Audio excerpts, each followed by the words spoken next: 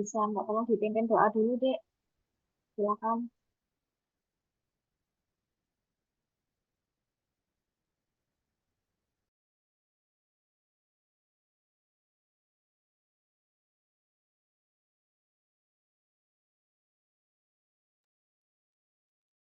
Ayo, siapa yang mau pimpin doa? Bagi teman-teman, sebelum memulai kuliah pakar pada siang hari ini, mari kita buka dengan baca doa bersama-sama. Bismillahirrahmanirrahim. Rabbi shrah li sadri wa yassir li amri wahlul 'uqdatam min lisani yafqahu qawli. Rabbi zidni ilma warzuqni fahma. Allahumma la sahla illa ma ja'altahu sahla wa anta taj'alul hasna idza syi'ta sahla. Allahumma inni as'aluka ilman nafi'an wa rizqan thayyiban wa amalan mutaqabbalan. Oke, baik. Kita langsung aja ya. Untuk hari ini kita membahas dua materi, Dek. Ada antidepresan dan juga antidemensia. Ya. Kalau antidepresan, saya rasa kalian perlu tahu ya, tapi tidak secara menyeluruh. eh, Terutama hanya beberapa obat-obat saja yang paling sering digunakan. Kalau yang anti demensia ya, saya rasa kompetensinya nggak sampai full ya. Kalian tahu semua bahkan resepkan karena di Teriver juga tidak tersedia itu ya obat anti demensia. Dan obat anti demensia sekarang yang ada juga hanya memperbaiki atau menunda progresivitas dari gejala demensia, ya, bukan mengobati.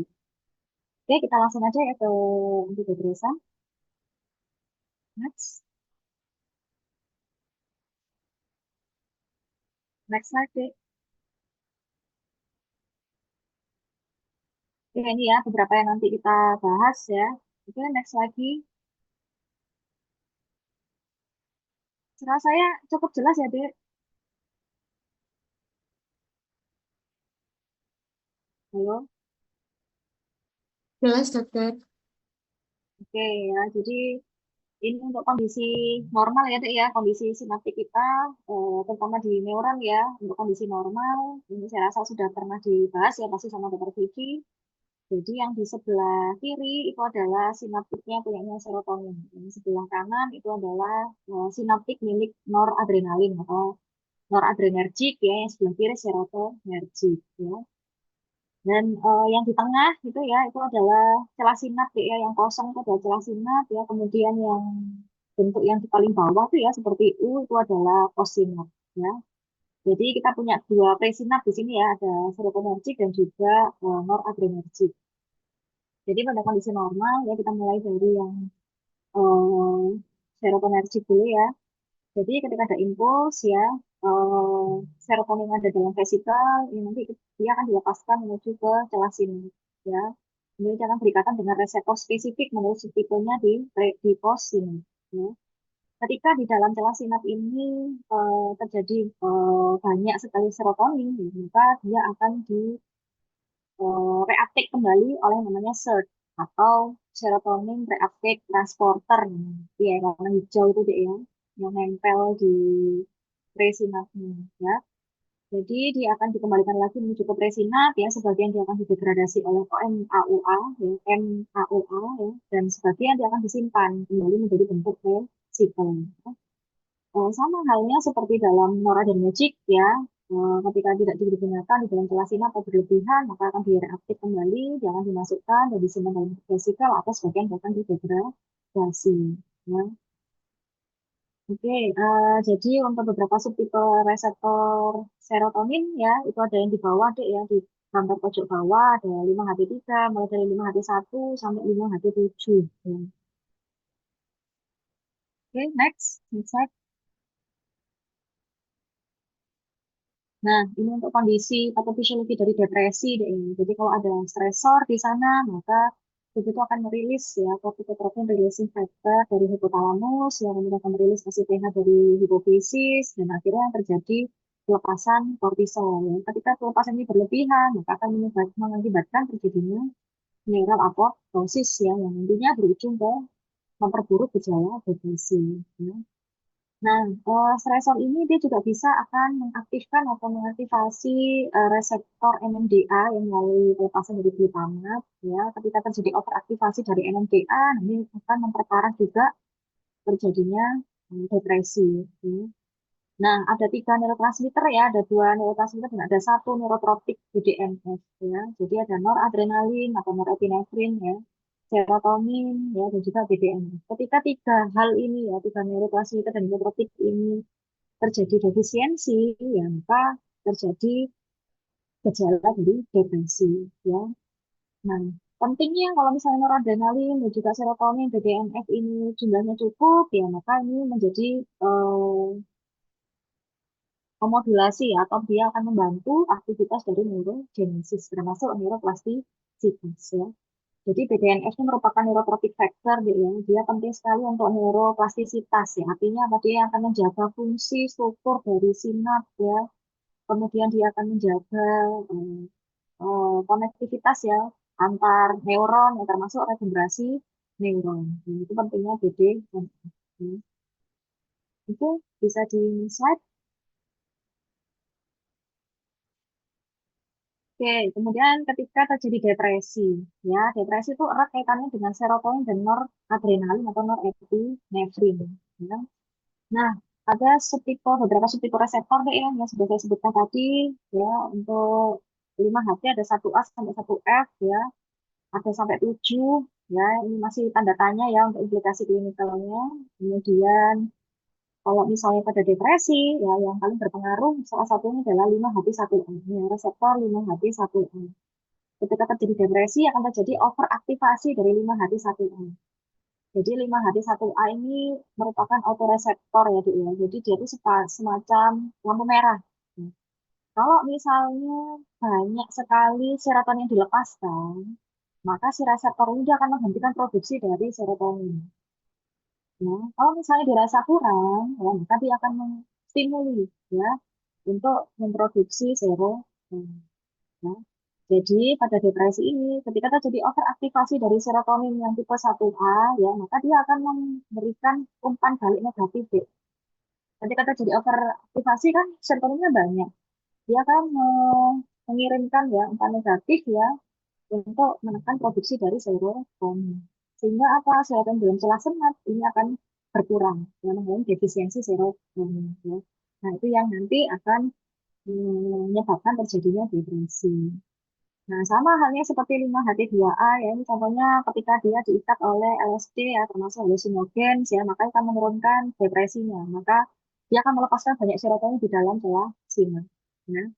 Kemudian yang ketiganya adalah SERT ya, apa yang tadi saya sebutkan, yaitu adalah eh, serotonin reuptake transporter. Ya, yang tadi gunanya adalah dia ngambil serotonin ya, Dek, ya, yang ada dalam kelas sinap ketika terlalu banyak, maka dia akan reaktif kembali masuk ke dalam sinap, yang satunya akan disimpan dan akan didegradasi. Nah, ketika eh, SERT ini dia tidak dihambat, ya artinya terjadi aktivasi dari SERT, ya maka akan terjadi penurunan dari jumlah serotonin di dalam celah sinap, sehingga akan stimuli terjadinya depresi. Jadi itu deh ya. Oke, next. Nah, ini tipe-tipe obatnya ya. Jadi ada SSRI, ya, contohnya seperti fluoxetine, fluvoxamine, paroxetine, sertraline, citalopram, escitalopram, dan lain sebagainya. TCA atau tricyclic, ada imipramine, belakangnya min. Ada amitriptyline, ada linlin. Ya. Tapi kecuali sertraline, jadi sertraline masuk ke SSRI. Kemudian yang baru ada SNRI ya, dia tidak hanya menghambat serotonin tapi juga noradrenalin. Ya, contohnya adalah venlafaxine, desvenlafaxine dan juga duloxetine. Ya, kemudian ada NRI atau adrenergic reuptake inhibitor. Contohnya paling sering bupropion, ya, ada atomoxetine dan juga ribociclib. Next, next deh. Kemudian ada monoamine reseptor antagonis ya, ini bisa disebut sebagai heterosiklik ya atau atypical tetrasiklik antidepresan. Contohnya yang paling sering digunakan adalah mirtazapine. Hmm. Kemudian ada MAOI ya, monoamin oksidasi inhibitor, ya, sifatnya dia non kompetitif, ya, contohnya seperti phenolzine, ya, ada meclobenid, ini yang khas ya, reversible ya, dia terhadap penyakit. Kemudian ada melatonin reseptor agonis ya, contohnya seperti agomelatin. Oke, next. Nah, ini contoh antidepresan ya, tadi yang saya sebutkan, yang tengah ini dia ada hidrosiklik antidepresan, ya, itu nama lainnya dari yang MARA tadi. Ya, ada mirtazapin di sini. Oke, next. Nah, sekarang yang SSRI ya, yang paling sering kalian dengar ya, di mana-mana obatnya antidepresi, first line treatment adalah SSRI yang paling sering digunakan. Ya. Contohnya seperti fluoxetine, fluvoxamine, paroxetine, dan lain sebagainya. Ya, dia membutuhkan metabolisme di hepar ya, dengan half-life waktunya yang cukup panjang kalau SSRI. Ya, bisa sampai 24 jam. Tapi yang paling panjang itu fluoxetine ya, dia bisa sampai 96 jam. Ya, kalau nggak salah. Oke, kemudian dia ini menyebabkan efek TCA ya, toksisitas TCA ya, atau toksisitas antikolinergik ya, efek samping antikolinergik itu ya, tapi dia lebih ringan daripada yang TCA ya, karena dia lemah sekali, hanya lemah sekali untuk menginduksi sistem kolinergik ya. Tidak seperti TCA yang dia tidak selektif ya, dia bisa mengikat beberapa reseptor termasuk kolinergik ya. Kemudian dia juga tidak boleh di apa namanya dikombinasi dengan MAOI ya, termasuk pada TCA ya, karena dia bisa menyebabkan serotonin sindrom ya. Kemudian eh, untuk SSRI ini dia selain digunakan sebagai antidepresan, dia juga bisa digunakan sebagai anti cemas ya, dan juga prematur ejakulasi ya. Jadi prematur ejakulasi ini salah satunya juga bisa disebabkan karena penurunan dari serotonin di sinaps ya. Jadi makanya kenapa pada pasien depresi itu kan biasanya pada gejalanya itu ada prematur ejakulasi, ya mungkin ada insomnia. Nah, disitulah peran dari hambatan SERT dan juga ada hambatan ke noradrenalin. Oke, kemudian untuk Fortio setting ya ini merupakan yang baru ya, golongan SSRI yang baru. Nah, ini yang paling unggul ya daripada obat golongan yang lain karena dia ini juga antagonis terhadap reseptor HP5 HP3A. Ya. Jadi kalau misalnya hampir semua SSRI ini dia efek sampingnya adalah GI problem. Ya. Tapi kalau misalnya dia bisa mengikat reseptor 5-HT3, maka eh, efek GI problemnya bisa ditekan. Nah, ini salah satu obat di golongan SSRI yang minimal GI problem. Oke, kemudian, nah ini ya, SSRI itu merupakan first line treatment dari antidepresan, ya, tapi pada efek yang akut, ya, dia kan tadi kan menghambat SERT ya, menghambat serotonin reuptake transporter, ya. Ketika dia dihambat benar, di celah sinap dia akan produksi serotonin banyak sekali, tetapi ya dia nggak akan diam, ya. Dia akan mengirimkan sinyal negatif feedback, ya, sehingga akan stop produksi dari serotonin atau pelepasan dari serotonin. Ya, nah, hal seperti inilah yang disebut akut effect itu pada awal minggu-minggu awal atau hari-hari awal itu tidak berefek apapun atau perkembangan klinisnya sangat minim. Tetapi saat digunakan secara kronis ya, dia bisa eh, terjadi desensitisasi atau downregulasi, ada penurunan jumlah reseptor dan tidak sensitisasi dari reseptornya, ya. Sehingga apa yang tadinya dia mengeluarkan feedback negatif, sekarang sudah enggak. Ya, dia terus melepaskan serotonin di dalam sini. Makanya kenapa obat-obat SSRI ini dia baru terlihat efek klinisnya itu pada beberapa minggu setelah konsumsi. Ya. Oke, selanjutnya, next.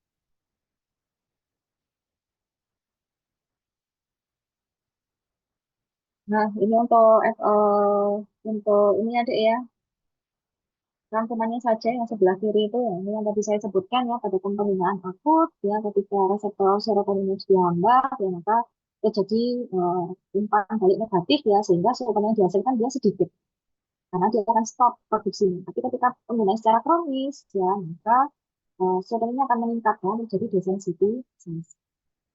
Next, oke, yang kedua adalah SNRI ya. Jadi si SNRI atau Selective Serotonin Reuptake Inhibitor ya, eh, ini indikasinya ya bisa untuk depresi, anxiety disorder, untuk pain dan specific condition yang lain juga ya. Yang paling sering digunakan adalah venlafaxine ya, dan ada bentuk aktifnya ya, yaitu adalah desvenlafaxine. Ya. Kemudian ada duloxetine dan lain sebagainya. Jadi si SNRI ini ya bedanya sama SSRI. Kalau SSRI kan dia hanya menghambat SERT ya tadi ya untuk serotonin reuptake transporter tadi ya. Dia hanya menghambat si transporter serotoninnya saja. Tapi kalau SNRI dia juga akan menghambat NET atau noradrenergic transporter. Ya, sehingga apa? Produksi dari serotonin dan juga noradrenalin ya, norepinefrin di dalam celah senat itu akan ya. Nah, ini yang mengakibatkan terjadinya perbaikan gejala dari depresi. Ya. Dan aksi dari noradrenergic ini ya pada obat ini dia juga berkontribusi ya, dia akan menurunkan jumlah ekspresi jin ya, sehingga akan menyebabkan perubahan, ya. Menyebabkan dia akan berpengaruh pada peningkatan jumlah BDNF dan TRKB. Ya. Jadi BDNF tadi yang sudah saya jelaskan merupakan faktor neurotropik yang penting sekali terhadap proses neuroplastisitas. Ya, dia tidak hanya memperbaiki gejala depresinya saja, tapi dia juga bisa memperbaiki neuroplastisitas ya, meregenerasi neuron-neuron yang tadi rusak ya, akibat stres oksidatif karena depresi. Ya, kemudian ada desvenlafaxine, dia juga bisa digunakan untuk perimenopausal symptoms ya, hot flashes dan juga insomnia. Ya, itu jadi insomnia juga sama ya, Dek, ya. Dia juga ada penurunan serotonin. Makanya kenapa pasien-pasien dengan depresi itu selain dia hanya depresi, penurunan activity daily life-nya, dia juga ada insomnia, nggak bisa tidur, ya. Kemudian gangguan ejakulasi, nah, itu juga sering terjadi. Ya. Kemudian ada duloxetine, ya, itu juga bisa digunakan sebagai treatment neuropathic pain, ya, karena dia juga menghambat transmisi sinyal ya pada sistem saraf pusat. Ya. Next. Ya, jadi si venlafaxine dan juga duloxetine dia dimetabolisme oleh si CYP2D6 ya. Jadi dia hati-hati sekali kalau misalnya mau dikombinasi dengan TCA sama seperti yang tadi deh ya, sama seperti SSRI. Hati-hati kalau kita dikombinasi dengan TCA akan menyebabkan TCA toxicity. Kenapa? Karena si SNRI dan juga SSRI ini dia merupakan inhibitor dari metabolisme CYP2D6. Ya, dan di mana TCA itu dia dimetabolisme oleh enzim ini. Ya, ketika SNRI dan SSRI ini merupakan penghambat dari enzim ini, maka ketika dikombinasi dengan BCA akan meningkatkan apa, obat aktif ya, komponen aktif dari golongan BCA, disiplin. Oke, kemudian ini ya, untuk venlafaxine dia akan di-convert yang menjadi desvenlafaxine ya, inhibisinya dia akan lebih besar ya, karena ini merupakan metabolit aktifnya. Ya. Kemudian untuk beberapa efek sampingnya yaitu ada headache, ya, ada insomnia, sexual dysfunction, dan lain sebagainya. Jadi biasanya kalau untuk SSRI dan juga SNRI itu efek yang paling sering adalah sexual dysfunction. Ya, karena dia menghambat serotonin. Ya. Oke, kemudian untuk most commonnya juga ada overdosis CNS depression, termasuk serotonin toxicity, ya. Jadi kalau misalnya kelebihan serotonin itu juga akan menyebabkan terjadinya serotonin syndrome atau serotonin toxicity. Ya. Termasuk kejang, ya, termasuk ada gangguan konduksi kardiak. Ya. Kemudian duloxetine ini ada yang melaporkan terjadinya hepatotoksik ya, sehingga dia cukup dikontraindikasikan pada pasien-pasien yang memiliki gangguan hepat. Oke, next. Untuk NRI ya, atau noradrenalin reuptake inhibitor, dan yang seperti reboxetine, atau norsetine, dan juga bupropion. Ya. Jadi bedanya dengan yang tadi, bupropion ini dia menghambat noradrenalin juga dopamin. Ya, tidak pada serotonin. Ya, kalau SNRI tadi kan dia noradrenalin juga serotonin, tapi kalau NRI noradrenalin juga dopamin. Ya. Jadi salah satunya kenapa depresi ini salah satu tidak hanya pada serotonin dan juga noradrenalin, tapi juga dipengaruhi oleh dopamin. Ya, ketika dopamin dia turun, maka pasiennya itu cenderung mengalami anhedonia, penurunan motivasi, gitu ya. Jadi tidak hanya penurunan noradrenalin yang menyebabkan penurunan energi, penurunan motivasi, tapi juga penurunan dopamin. Jadi tidak ada semangat. Ya. Oke, kemudian untuk obat-obat ini ya, termasuk bupropion juga bisa ya mengobati ya ketergantungan nikotin ya. Jadi untuk pasien-pasien yang ingin berhenti merokok ya, itu kan biasanya ada penurunan dopamin ya. Nah, itu bisa diberikan treatmentnya salah satunya dengan obat-obatan NRA atau bupropion ini ya, karena dia akan meningkatkan dopamin ya, sehingga dia tidak ada gejala putus nikotin.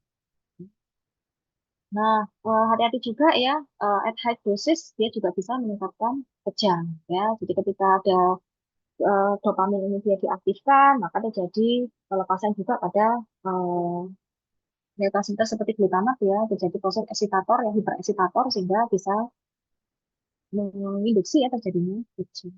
Ya.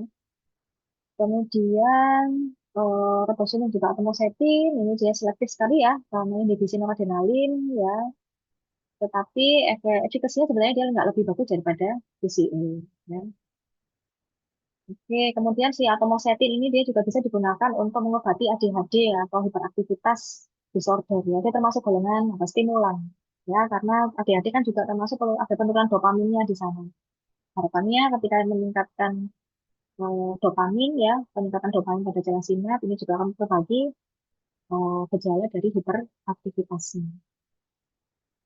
Next. Kemudian TCA, contohnya ada limipramid, desipramid, amitriptilin, dan lain sebagainya. Ya, dia ini cara kerjanya adalah untuk menginhibisi noradrenalin juga serotonin reuptake. Ya, jadi bedanya seperti eh, yang SNRI ya, sebetulnya sama-sama dia juga menginhibisi noradrenalin juga serotonin reuptake ya, karena harapannya akan meningkatkan produksi dari eh, serotonin juga noradrenalin ya. Cuma TCA ini dia juga memiliki efek ya, dia tidak selektif ya, dia juga memiliki efek terhadap muscarinic ya sebagai anti muscarinic ya. Beda seperti SNRI tadi yang dia tidak ada efek terhadap eh, muscarinicnya cholinergicnya ya. Jadi dia ini eh, sebenarnya nggak terlalu jarang digunakan ya, atau bisa digunakan juga ketika dia ada depresi yang mengalami insomnia berat ya, atau dia tidak bisa tidur, ya itu bisa diberikan TCA. Kenapa? Karena efeknya ada sedasinya ya, karena dia selain menghambat reseptor untuk reuptake-nya noradrenalin juga serotonin ya, termasuk antimuskarinik, dia juga bisa menghambat H1 ya sebagai antihistamin ya. Sehingga efeknya bisa terjadi sedasi dan bahkan peningkatan nafsu makan. Ya. Oke, ini kemudian untuk side effects-nya ya, ketika ada efek antimuskarinik di sana ya, maka akan terjadi efek sampingnya adalah mulut kering, ya, blur vision dan lain sebagainya. Ya, nah ini tadi ya, hati-hati ketika dia diberikan TCA ya, karena dia efeknya sedasi ya, jadi dia akan mengantuk pada siang hari. Ya, mungkin bisa diberikan saat malam hari. Oke, selanjutnya. Selanjutnya adalah monoamine reseptor antagonis ya, contohnya seperti mirtazapin, trazodone. Nah, mirtazapin yang paling sering digunakan ya, sama hampir mirip seperti NRI ya, dia hampir semuanya dihambat ya. Tapi yang paling spesial dari mirtazapin ini adalah dia menghambat reseptor 5-HT3 ya. Dia menghambat blocking dari 5-HT2 dan juga 5-HT3 sehingga dia bisa menghambat atau menekan GI problems ya yang tadi dimiliki oleh SSRI, SNRI sebagai dari antidepresan dia memiliki efek GI problems ya. Tapi kalau untuk mirtazapin bisa ditekan karena dia menghambat di 5-HT3 ya. Kemudian mirtazapin ini dia juga memblok alfa 2 ya adrenoseptor ya, dia juga termasuk autoreseptor dari noradrenergic ya. Sehingga harapannya kalau misalnya noradrenalin juga banyak dilepaskan, maka dia yang bagian lampu merahnya untuk noradrenergic ya. Kemudian eh, ya dia juga berkontribusi ya karena dia juga menghambat alfa 2 ya. Jadi dia tidak hanya meningkatkan noradrenalin juga dan juga serotonin tapi dia juga bisa meningkatkan dopamin ya. Sebenarnya beberapa obat-obat depresan ini dia tidak hanya meningkatkan noradrenalin dan juga serotonin ya, Dik, ya, tapi ada efek kecil mungkin untuk meningkatkan efek dopaminnya ya mungkin ada juga yang dia selektivitas terhadap noradrenalinnya lemah ya lebih banyak ke serotoninnya begitu ya karena untuk patofisiologi depresi ini sangat kompleks ya kemudian ya ini dia juga bisa menghambat H1 ya sehingga dia efeknya adalah sedasi dan juga peningkatan nafsu makan ya jadi cocok sekali untuk orang-orang yang depresi ya yang mengalami penurunan berat badan ya dia susah tidur, ya itu bisa alternatif diberikan obat-obatan golongan TCE atau golongan monoamine reseptor antagonis, ya. Kemudian nianserin ya, dia juga antagonis reseptor alfa 2 ya, dia juga bisa memblok histamin ya, HT2A dan juga alfa 1 adenoseptor ya. Tapi dia bisa menyebabkan terjadinya depresi pada bone marrow sehingga sudah jarang digunakan untuk nianserin. Next. Oke ya, ini juga sama tadi deh ya. Jadi hubungan antara noradrenergic atau noradrenalin ya terhadap serotonin ya. eh jadi ketika misal ketika NET ya atau NET tadi ya noradrenalin reseptor yang transporter tadi dia dihambat ya dia akan meningkatkan noradrenergic ya dia akan meningkatkan produksi dari noradrenalin termasuk serotonin ya dia juga bisa memberikan stimulus terhadap eh, serotonergic. Ya, jadi tidak hanya spesifik pada noradrenalin ya, tetapi dia juga bisa menstimuli ke reseptor yang lain, reseptor atau sistem yang lain. Ya, next. Kemudian untuk melatonin agonis dan juga ketamin ya, ini untuk melatonin agonis ini biasanya digunakan untuk yang anti cemas deh ya atau anti insomnia. Nah, paling sering adalah ketika depresi yang dia juga punya insomnia yang berat ya. Karena dia cara kerjanya adalah antagonis dari reseptor, dia agonis reseptor MT1 dan juga MT2, tapi dia juga ada weak antagonis ya terhadap reseptor serotonin ya. Nah, makanya kenapa ini biasanya digunakan pada severe depression ya, terutama untuk yang dia mengalami gangguan pada circadian rhythm. Ya, dia bisa digunakan, diminum ya, dikonsumsi saat sebelum tidur ya. Kemudian ada beberapa laporan yang melaporkan ya ada hepatotoksik ya maka bisa dihindari ya atau kontraindikasi pada pasien-pasien yang mengalami liver disease ya. Kemudian untuk ketamin ya, ketamin ini kalau misalnya kalian baca di textbook ini juga bisa digunakan sebagai antidepresan ya karena dia merupakan inhibitor dari NMDA reseptor ya. Jadi kalau NMDA-nya dia dihambat, ya maka akan terjadi pelepasan GABA-nya ini dia akan tidak ditekan, ya. GABA itu kan merupakan inhibitor. Ketika GABA-nya ditekan, maka glutamatnya dia akan dirilis, ya. Ketika glutamat dirilis, dia akan mengaktifasi dari namanya reseptor AMPA yang nantinya akan memproduksi BDNF. Ya, BDNF tadi ya, neuroplastisitas. Dia bisa memperbaiki neuron ya akibat kerusakan karena depresi. Next. Ya, tapi ketamin ini hati-hati sekali ya, dia jarang digunakan karena dia merupakan psikoaktif ya, jadi resiko eh, ketergantungannya tinggi. Ya, makanya jarang digunakan. Ya, dan dia juga onsetnya sebenarnya cepat. Ya, next. Ini untuk monoamin oksidasi inhibitor ya, ini seperti yang di awal tadi deh yang saya cerita ya. Jadi ketika sudah tidak digunakan, dia bisa didegradasi. Nah, monoamin oksidasi inhibitor dia menghambat supaya tidak didegradasi, dia supaya disimpan monoaminnya ya, monoamin itu serotonin ya atau noradrenalin tadi yang tidak digunakan bisa disimpan ke dalam vesikel, jadi tidak didegradasi. Ya, contohnya seperti phenelzine ya dan lain sebagainya ya. Kemudian untuk yang selektif terhadap MAOA adalah mucobamid namanya. Ya, jadi ada dua tipe, ada MAOA dan juga yang B. Nah, yang B ini dia spesifik sekali terhadap selektivitasnya tinggi ya. Selegilin ini ya biasanya digunakan untuk Parkinson. Sebenarnya kalau Parkinson itu kan ada penurunan dari dopa juga kan ya. Nah, si MAO yang tipe B ini dia juga bisa meningkatkan produksi dari dopa sehingga bisa memperbaiki gejala dari Parkinson. Kemudian untuk MAOI ini ya, dia efeknya adalah hipotensi ya. Kenapa ya? Karena dia juga berpengaruh ya terhadap reseptor adrenergik ya. Makanya kenapa dia salah satunya efek sampingnya adalah hipotensi. Hati-hati digunakan pada pasien-pasien yang memang sudah punya hipotensi ya. Kemudian ada excessive central stimulation ya. Contohnya seperti insomnia, konvulsi ya. Kemudian ada peningkatan appetite ya dan juga bisa menyebabkan peningkatan berat badan ya. Nah, karena efeknya dia juga bisa bekerja pada kolinergik ya, maka dia efek sampingnya ya mirip menyerupai seperti atropin ya.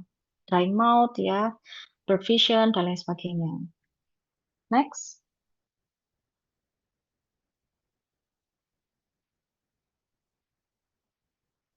Oke ya, jadi ini tadi ya garis besarnya saja deh ya. Jadi sebenarnya nggak usah yang terlalu spesifik ya, yang penting kalian tahu kenapa seperti SSRI itu efek akutnya kenapa kok tidak terlihat, tetapi efek kronisnya yang malah terlihat itu karena efek apa? Ya, salah satunya seperti itu. Kemudian untuk target reseptornya, contohnya seperti ini tadi, fluoxetine, yaitu golongan SSRI, ya kan? Kalau transferon tadi termasuk yang heterosiklik ya, atau yang MARA tadi, ya, dia bisa menghambat SERT, ya, serotonin reuptake inhibitor sehingga apa serotoninnya SERT ya, transporter ya, sehingga dia banyak diproduksi serotoninnya di dalam celah sinap ya. Kemudian mirtazapin ya, sama golongan heterosiklik ya, MARA tadi deh ya, yang dia juga bisa menghambat reseptor histamin satu ya, termasuk yang reseptor 5-HT3 tadi ya, yang bisa menekan GI problem ya. Dia juga bisa menekan reseptor alfa 2 ya, sehingga nanti produksi dari adrenalin, dopamin, dan juga serotonin juga banyak di dalam celah sinap ya. Kemudian ada MAOI inhibitor ya, itu tadi ya, dia mencegah untuk degradasi supaya penyimpanan dalam vesikel juga meningkat. Kemudian ada desipramin ya, ini jadi dia bisa meningkatkan produksi dari noradrenalin ya di dalam celah sinap. Dia menghambat NET-nya ya. Next. Nah, ini untuk beberapa contoh obat ya, yang dimana dia selektif sekali terhadap serotonin, mana yang tidak selektif dan mana yang sangat selektif terhadap noradrenalin. Ya. Ini juga sama contoh-contoh obatnya. Next. Oke, ini kemudian half-life-nya ya untuk fluoxetine tadi ya, dia half-life-nya cukup panjang ya, bisa sampai 96 jam ya. Bahkan reaksi akutnya 1 sampai 3 hari ya mungkin tidak akan terlihat ya, tapi setelah lebih dari 6 hari mungkin ya itu baru terlihat efeknya ya.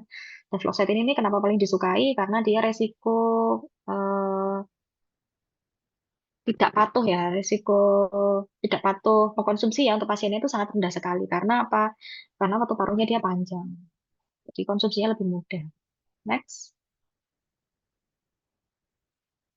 Nah, ini juga sama ya, ini beberapa selektivitas dari berbagai macam reseptor ya. Bisa dibaca saja. Next. Nah, itu untuk yang anti depresan ya, Dek ya. Kemudian untuk anti demensia, next. Nah, anti demensia ya, utamanya adalah Alzheimer karena demensia itu ada vaskular ya. Tapi ini kita membahasnya adalah yang Alzheimer ya. Jadi ini beberapa gejalanya ya. Jadi dia kesulitan untuk mengingat nama ya. Biasanya dia kehilangan memori yang sangat pendek atau immediate memory ya. Next.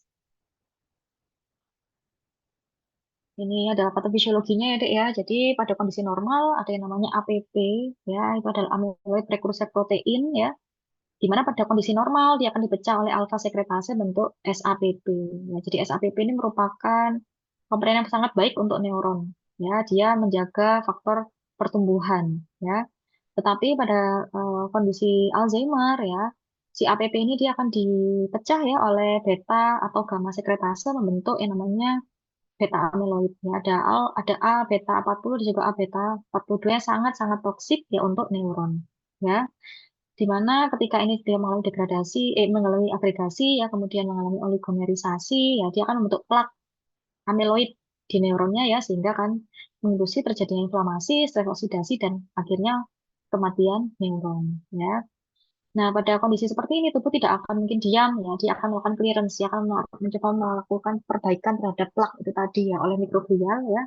Tetapi pada akhirnya tidak makin memperbaiki, tapi malah membuat stres oksidasi yang nanti akan memperburuk terjadinya kematian neuron ya.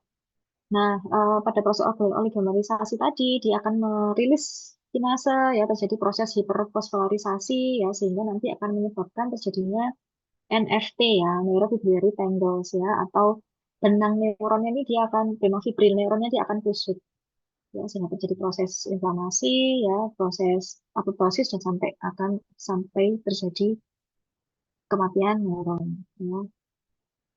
Next, ini juga sama ya, yang melatar belakangi terjadinya neurodegenerasi atau Alzheimer tadi ya, disintegrating mikrotubul tadi ya, NFT ya, terjadinya benangnya tuh kusut ya. Kemudian yang kedua terjadinya amyloidogenic pathway ya, terjadinya plak amyloid ya. Kemudian yang ketiga karena reaksi stres oksidatif bisa menyebabkan deposisi dari mitokondria. Kemudian yang keempat ya, karena terjadinya aktivasi yang overaktivasi dari mikroglial ini akan menyebabkan terjadinya akumulasi dari tau ya, TAU ini ya, sehingga nanti memperparah terjadinya plak dan sampai ke NFT ya. Kemudian yang kelima adalah defek fungsi dan juga autofagusum. Jadi fungsi autofagusum, autofagi dia akan menurun ya, terjadi defek atau disfungsi ya, yang diakibatkan oleh ROS dan juga plak dari amiloid, sehingga akan mengakibatkan terjadinya neurodegenerasi. Next. Nah, jadi pada dasarnya untuk demensia ini ya adalah defisiensi dari asetilkolin ya, karena terjadi tadi ya ada stres oksidatif, ada inflamasi ya, sehingga produksi dari neurotransmitter sendiri juga tidak adekuat ya, terutamanya adalah asetilkolin yang merupakan neurotransmitter utama ya di neuron ya. Nah, itu mengalami defisiensi ya. Utamanya kalau di hipokampus ya atau di korteks, maka dia akan mengalami gangguan kognitif ya. Nah, sebenarnya untuk Alzheimer disease ya tidak hanya dipengaruhi oleh asetilkolin, tapi juga dipengaruhi oleh glutamat, serotonin, neuropeptide lain ya, termasuk destruksi dari fungsi kolinergik ya. Next. Nah, untuk treatmentnya yang sudah di-approve oleh FDA ada tiga ya, cholinesterase inhibitor secara peroral ya, memantine, dan juga ada antibodies, anti amyloid beta. Next, untuk penggunaannya tidak hanya single ya, tapi juga bisa diberikan secara kombinasi. Next. Nah, ini untuk cholinesterase inhibitor yang paling sering digunakan ya, Dek ya. Obat yang dulu digunakan yang sudah di-approve adalah Tagrin ya, tetapi karena dia ada reaksi hepatotoksisitas, maka sudah tidak digunakan lagi. Ya. Kemudian tiga obat ya dari cholinesterase inhibitor yang paling sering digunakan menjadi first line treatment dari AD atau Alzheimer disease adalah donepezil, rivastigmine, dan juga galantamine. Ya. Nah, di mana untuk cholinesterase inhibitor biasanya digunakan untuk pasien-pasien Alzheimer disease yang dengan gejala ringan sampai sedang. Ya. Kemudian dia tidak hanya bisa digunakan pada kasus Alzheimer disease ya, tapi juga bisa digunakan untuk penyakit neurodegeneratif yang lain ya, contohnya seperti ini, demensia dengan Lewy bodies ya, atau kasual demensia ya. Kemudian kalau di sini saya belum cantumkan mekanisme kerjanya ya. Jadi pada dasarnya untuk di sinapnya asetilkolin ini Dek, ya. Jadi ketika asetilkolin ini dia dilepaskan ya, dia akan dilepaskan ke celah sinaps ya. Dia akan didegradasi atau dipecah oleh suatu enzim asetilkolinesterase membentuk asetat dan juga kolin ya. Nah, karena pada kasus Alzheimer ini dia kekurangan asetilkolin karena banyak didegradasi, ya makanya kenapa dihambat enzim asetilkolinesterasenya tadi, sehingga harapannya asetilkolin dalam bentuk utuh tidak dipecah atau didegradasi menjadi asetat dan juga kolin. Ya. Kemudian jadi untuk efeknya secara umum dia secara umum dia sedang ya, sedang-sedang ya. Kemudian dia baru atau hanya bisa menghambat progresivitas dari demensia ya sekitar 6 sampai 12 bulan. Setelah itu dia baru muncul lagi gejala progresivitas dari demensia ya. Kemudian untuk efek sampingnya paling sering ada GI distress ya, muscle cramping, dan juga abnormal eh, dreams ya. Kemudian untuk efek sampingnya ya, karena dia juga ada stimulasi dari kolinergik ya, karena ada asetilkolin di sana, maka efek sampingnya adalah nasofaringitis ya, diare, nausea, dan vomiting ya. Juga ada beberapa laporan yang melaporkan terjadinya rhabdomyolysis ya, maka kalau udah terjadi rhabdomyolysis ya ditandai dengan peningkatan dari RFT, maka harus di stop. Next. Kemudian untuk rivastigmine dia lebih more lipid soluble ya, ini juga sering digunakan, bisa sebagai oral atau skin touch transdermal bentuknya ya. Kemudian rivastigmine ya beberapa ini dia juga ternyata melaporkan insiden kematian juga yang cukup tinggi pada demensia. Makanya mungkin penggunanya harus hati-hati ya di bawah pengawasan. Kemudian terakhir adalah galantamin ya, ini juga digunakan untuk penyakit Alzheimer ya dengan efek samping atau profil efeknya sama seperti donepezil ya. Kemudian jadi tiga obat kolesterase inhibitor ini dia memiliki afinitas dan juga sifat hidrofobik ya, sehingga dia mudah sekali masuk ke dalam BBB. Next. Nah, ini ya untuk yang normal tadi ya, dia atau kondisi demensia ya, dia akan didegradasi oleh enzim asetilkolinesterase membentuk aset asetat dan juga kolin. Tapi penggunaan dengan asetilkolinesterase inhibitor ya atau kolinesterase inhibitor ya, maka sel kolin ini dia akan dihambat ya, diduduki reseptornya sehingga tidak akan bisa memecah asetilkolin. Harapannya asetilkolin ini akan banyak di celah sinaps ya dan memenuhi semua sel kolin di sinaptik. Next. Nah, ini untuk rangkumannya ya, Dek ya. Ada tiga obat ya, mana yang sangat selektif ya, mana donepezil yang cukup selektif terhadap asetilkolin ya, tapi dia memiliki durasi yang cukup panjang sehingga obatnya hanya dikonsumsi 1 kali sehari, ya, yang lainnya 2 kali sehari.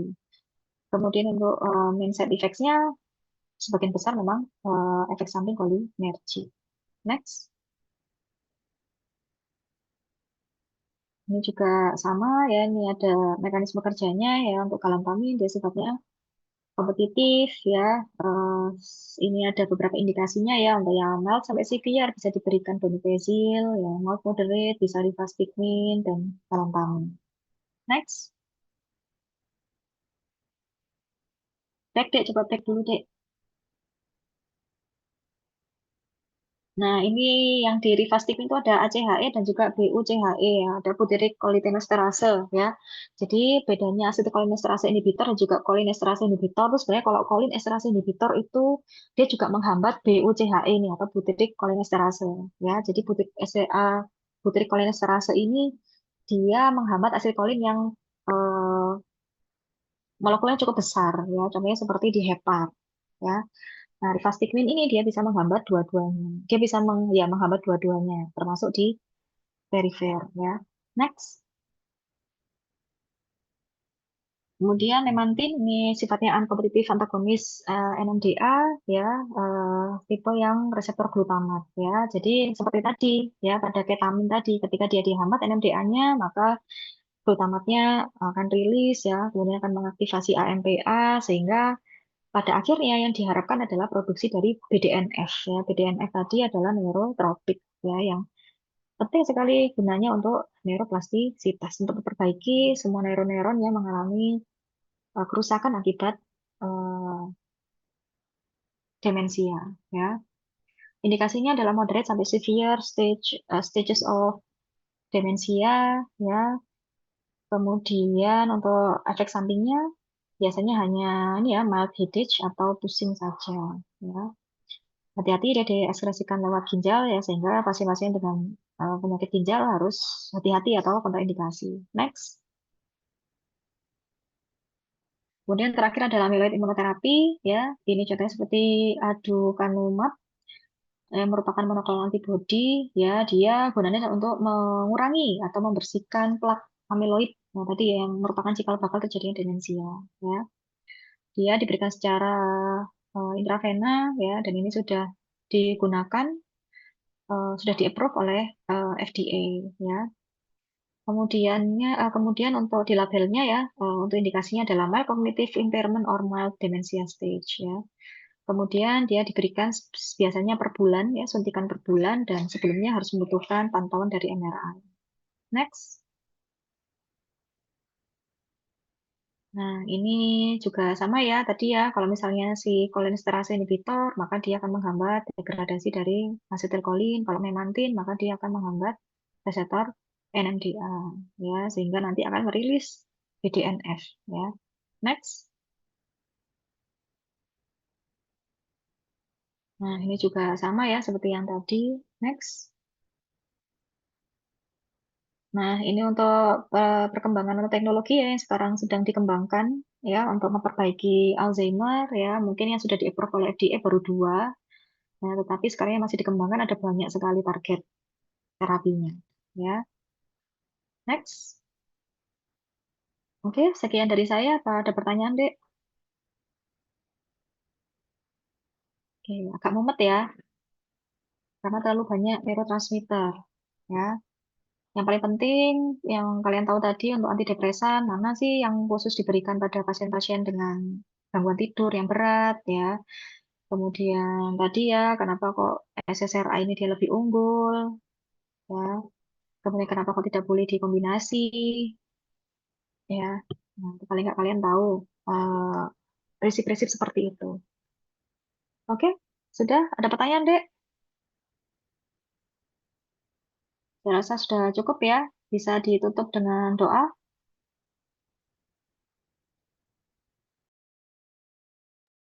Baik, terima kasih dokter atas penjelasannya.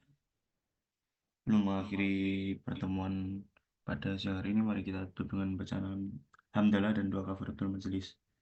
Alhamdulillahirabbil alamin. Subhanakallahumma bihamdika asyhadu an la ilaha illa anta astaghfiruka wa atubu ilaik. Oke, sekian dari saya. Wassalamualaikum warahmatullahi wabarakatuh. Waalaikumsalam warahmatullahi wabarakatuh. Terima kasih, dokter. Ya.